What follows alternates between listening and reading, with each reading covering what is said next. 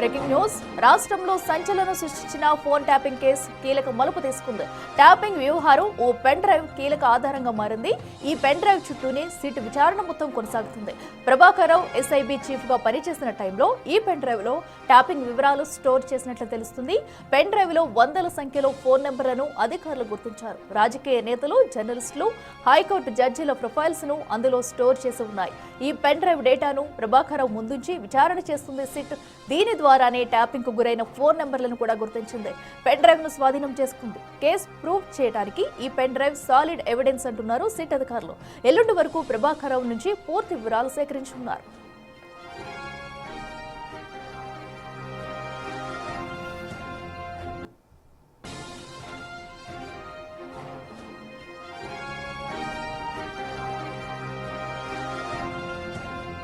Phone tapping విషయంలో కూడా ఇప్పుడు పెన్ డ్రైవ్ వ్యవహారం కీలకంగా మారిందని చెప్పాలి. అయితే ఏదైతే ఆ టైంలో ఫోన్ ట్యాపింగ్ చేసిన పేర్లు, వాటి నెంబర్లు మొత్తం కూడా ఈ పెన్ డ్రైవ్ లో స్టోరేజ్ చేసినట్టయితే సిట్ అధికారులు ఇప్పటికే గుర్తించారు. అయితే దానిలో ఉన్న ఆధారాల ఆధారంగా కూడా అటు ప్రభాకర్ రావుని విచారిస్తున్నారు. అయితే మరో 2 రోజుల పాటు విచారణ జరగనుంది. ఈ 2 రోజుల్లో కూడా ఈ పెన్ డ్రైవ్ లో ఉన్న ఆధారాలతో పాటు అటు ప్రభాకర్ రావు అయితే విచారించున్నారు. ఇక మరింత సమాచారం మా ప్రతినిధి సురేష్ లైవ్ లో అందిస్తారు. సురేష్, చెప్పండి, సిట్ విచారణలో కూడా కీలకంగా మారింది పెన్ డ్రైవ్ అని చెప్పాలి. మరి ఈ పెన్ డ్రైవ్ లో మొత్తం డేటా అంతా ఉందా? సో దీన్ని బట్టి పూర్తి ఆధారాలు ఇప్పుడు ప్రభాకర్ రావు నుంచి బయటకు వచ్చే ఛాన్స్ ఉందనుకోవచ్చా? ఎస్ఐబి కార్యాలయంలో ఫోన్ ట్యాపింగ్ చేసిన తర్వాత ఏదైతే ఎవిడెన్స్లు ఉన్నాయో వాటన్నిటిని కూడా ధ్వంసం చేసి పూర్తిగా మూసీ నదిలో పడేయడం జరిగింది. అయితే ఒక పెన్ డ్రైవ్ సిటీ అధికారులకి ఆ సమయంలోనే దొరికింది. ఆ పెన్ డ్రైవ్లో అనేక మంది ఫోన్ నెంబర్లను ట్యాపింగ్ చేసి ఆ పెన్ డ్రైవ్ని స్టోర్ చేసి పెట్టడం జరిగింది. ఎక్కడైతే ఎస్ఐబి కార్యాలయంలో మొత్తం ఫోన్ ట్యాపింగ్ వింటారో అందులో చాలా కీలకమైన సమాచారాన్ని మాత్రమే పెన్ డ్రైవ్లో కాపీ చేసి ఎవరైతే వీళ్ళకి ఆదేశాలు జారీ చేశారో ఆ పెన్ డ్రైవ్ని తీసుకెళ్లి వారికి ఇచ్చేవాళ్ళు, వాళ్ళు ఫర్దర్ యాక్షన్ చేసుకునేవారని చెప్పేసి కూడా దర్యాప్తులో తేలింది. కాబట్టి ఇప్పుడు ఆ పెన్ డ్రైవ్లు ప్రభాకర్ రావు ముందు ఉంచి ఈ పెన్ డ్రైవ్లో ఉన్నటువంటి ఆడియోలన్నీ ఎందుకు రికార్డ్ చేశారు, ఎవరి కోసం రికార్డ్ చేశారు, ఇందులో ఉన్న వారి నెంబర్లన్నీ మీకు ఎవరు ఇచ్చారు, వాటన్నిటికీ సంబంధించిన సమాచారాన్ని ప్రభాకర్ రావు నుండి రాబట్టే ప్రయత్నం సిట్ అధికారులు చేస్తున్నారు. అయితే జడ్జీలకు సంబంధించిన ఫోన్ నెంబర్ ట్యాప్ అయింది కూడా ఆ పెన్ డ్రైవ్ ద్వారానే బయటికి వచ్చినట్టు సమాచారం. అందులో భాగంగానే ఆ పెన్ డ్రైవ్ని ప్రణీత్ రావు దాచిపెట్టిన చోటు నుంచి పోలీసులు స్వాధీనం చేసుకున్నట్టు తెలుస్తుంది. అయితే ఆ ఒక్క పెన్ డ్రైవ్ కాదు, వందల పెన్ డ్రైవ్లు ఉండేవి. హార్డ్ డిస్కులు ఒక 1 TB 2 TBకి సంబంధించిన 10ల సంఖ్యలో హార్డ్ డిస్కులు ఉన్నాయి. ఆ హార్డ్ డిస్కులను కూడా ధ్వంసం చేశారు. కొన్నిటిని ఎఫ్ఎల్సీకి పంపించడంతో ఆ ఎఫ్ఎల్సీలో ఉన్నటువంటి రిపోర్ట్ ఆధారంగా కూడా కొన్ని నెంబర్లను కూడా గుర్తించడం జరిగింది. అయితే మొత్తం కొన్ని వందల సంఖ్యలో విఐపీల నెంబర్లని ట్యాపింగ్ చేశారు. ఆ నెంబర్లన్నిటిని కూడా పూర్తిగా పెన్ డ్రైవ్లో కూడా గుర్తించడం జరిగింది. రాజకీయ నాయకులు ఎవరైతే బీజేపీ, కాంగ్రెస్ పార్టీకి సంబంధించిన ముఖ్య నాయకులను కూడా మీ నెంబర్లను ఫోన్ ట్యాపింగ్ అయిందని చెప్పేసి కూడా ఆ పెన్ డ్రైవ్ దారిని గుర్తించారు. కాబట్టి వారి స్టేట్మెంట్ కూడా రికార్డ్ చేయడం జరిగింది.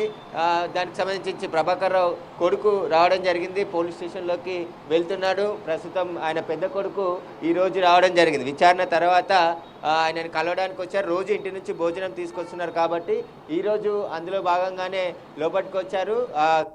చేస్తున్నటువంటి వ్యక్తి ప్రభాకర్ రావు కొడుకు ఆయన ఇక్కడే ఉన్నాడు.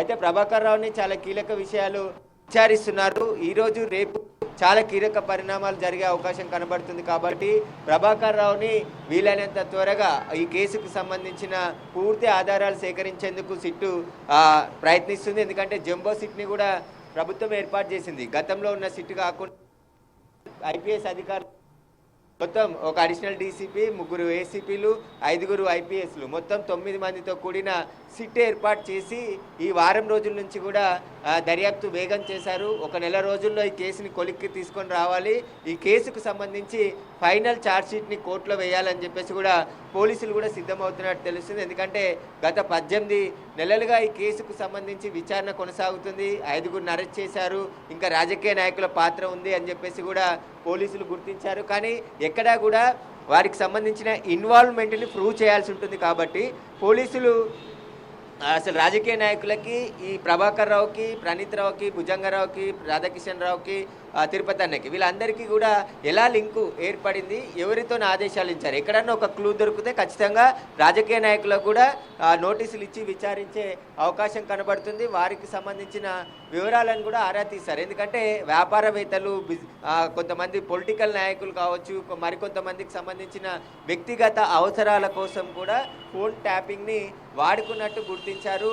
వారిని బెదిరించి బ్లాక్మెయిల్ చేసి డబ్బులు వసూలు చేసిన ఘటనలు కూడా ఉన్నాయి. ముఖ్యంగా బై ఎలక్షన్ల సమయంలో ప్రతిపక్ష నాయకులకు సంబంధించి ఎవరితో మాట్లాడుతున్నారు, ఎవరి దగ్గర డబ్బులు తీసుకుంటున్నారు, ఏ డబ్బులు ఎక్కడికి తరలిస్తున్నారు, వీటన్నిటికి సంబంధించిన సమాచారం అంతా తెలుసుకొని టాస్క్ ఫోర్స్కి అందిస్తే టాస్క్ ఫోర్స్ అధికారులు ఎప్పటికప్పుడు రైడ్లు చేసి అక్కడ పట్టుకునేవాళ్ళు. ప్రత్యర్థులకు సంబంధించిన కదలికల పైన కేవలం ఫోన్ ట్యాపింగ్ని చేసి ఆ ఫోన్ ట్యాపింగ్ ద్వారానే వారి కదలికలు కనిపెట్టి వారిని అరెస్ట్ చేయడం, డబ్బులు సీజ్ చేయడం అలాంటివి అన్నీ కూడా చేసేవారు. కాబట్టి ఇప్పుడు ప్రభాకర్ రావుకి ఆదేశాలు ఎవరిచ్చారు? ప్రభాకర్ రావు ఈ టీంని ఏర్పాటు చేసి స్పెషల్ ఆపరేషన్ టీంను పెట్టి దానికి ప్రణీత్ రావుని హెడ్గా పెట్టి ఆ తర్వాత భుజంగరావు, తిరుపతి అన్న, మిగతా వాళ్ళందరూ కూడా పూర్తిగా దీనికి సంబంధించి ఇన్వాల్వ్మెంట్ ఉంది. కాబట్టి వారందరికీ సంబంధించిన పాత్ర పైన పోలీసులు అయితే పూర్తి స్థాయిలో ఇన్వెస్టిగేషన్ చేశారు. కానీ ఇందులో ఉన్నటువంటి వారికి సంబంధించిన వివరాలని దానికి సంబంధించి కొంతమందికి సంబంధించి మాత్రమే సిట్లో పనిచేసి, ఎందుకంటే ఎస్ఐబి కార్యాలయంలో పనిచేసినటువంటి అధికారులు ఎవరు చెప్తే ఇవన్నీ చేశారనే దానికి సంబంధించి ఇప్పుడు పోలీసులు రాబట్టే ప్రయత్నం చేస్తున్నారు. ఎందుకంటే వీరంతా కూడా రాధాకిషన్ రావు కావచ్చు, ఎస్ఐబి చీఫ్ ప్రభాకర్ రావు కావచ్చు, వీళ్ళందరూ ఒకటే ఫోన్ ట్యాపింగ్కి సంబంధించిన ఎక్విప్మెంట్ ఎక్కడి నుండి తెచ్చారు, ఏ ఫోన్ నెంబర్లను ట్యాపింగ్ చేశారు, వాటన్నిటికి సంబంధించిన ఆధారాలన్నీ కూడా సేకరించారు. కానీ ప్రభాకర్ రావు మాజీ పోలీస్ అధికారి కాబట్టి చాలా తెలివైగా సమాధానాలు చెప్తూ తప్పించుకునే ప్రయత్నం చేస్తున్నారు. కానీ ఈ పెన్ డ్రైవ్ని ప్రభాకర్ రావు ముందు ఉంచడంతోనే ఆయన షాక్లో, అంటే ఇవన్నీ చేసింది నిజమే అని చెప్పేసి ఒప్పుకున్నాడు. కాబట్టి ఎవరు మీకు చెప్పారు, ఎందుకు చేశారు, దీనివల్ల ప్రయోజనం ఎవరు పొందారు అనేది ఇప్పుడు సిట్టు తేల్చే పనిలో ఉంది. ఈ 2 రోజులు కూడా చాలా కీలక విచారణ జరిగే అవకాశం ఉంది. ఆ తర్వాత సుప్రీంకోర్టులో ఇప్పటివరకు జరిగినటువంటి విచారణకు సంబంధించిన వివరాలన్నీ కూడా అందించి ప్రభాకర్ రావు బెయిల్ని రద్దు చేసేందుకే పోలీసులు ప్రయత్నం చేసే అవకాశాలు కనబడుతున్నాయి. Right Suresh, thank you.